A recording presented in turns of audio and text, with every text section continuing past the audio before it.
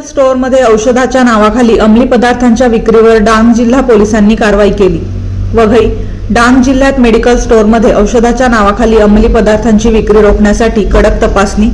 जिल्ह्यातील सर्व पोलीस ठाण्यांमध्ये महिला पोलीस ठाणे आणि सायबर गुन्हे पोलीस ठाण्यांसह LCB SOGच्या एकूण 13 पथके तैनात करण्यात आली होती। जिल्ह्यातील तब्बल 23 मेडिकल स्टोअर्सची तपासणी करण्यात आली। मेडिकल स्टोअरमध्ये परवाना आणि प्रिस्क्रिप्शन शिवाय औषधे दिली जात आहेत का याची चौकशी करण्यात आली। तपासणी दरम्यान एकूण 6 मेडिकल स्टोअर्सना प्रिस्क्रिप्शन शिवाय औषधे देण्यात पकडण्यात आले। अन्न आणि औषध निरीक्षकांना या प्रकरणाचा अहवाल देण्याचे आणि त्या सर्वांवर कारवाई करण्याचे निर्देश देण्यात आले आहेत। वृत्तसंकलन रमेश महाला, डांग।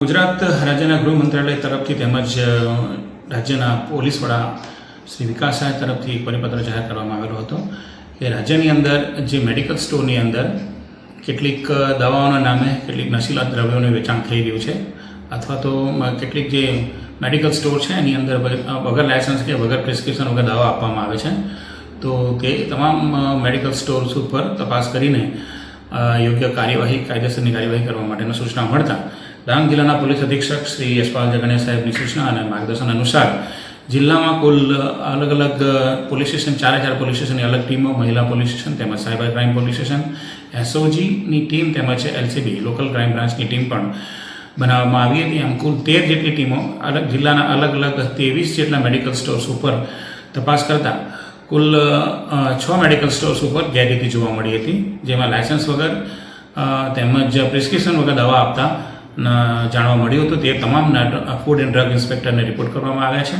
અને તેમના વિરુદ્ધમાં યોગ્ય કાર્યવાહી થાય તે દિશામાં તપાસ આરંભવામાં આવી છે।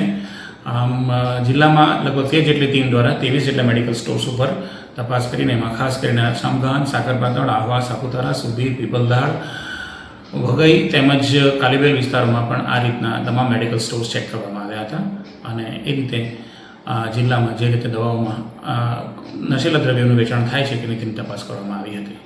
Thank you.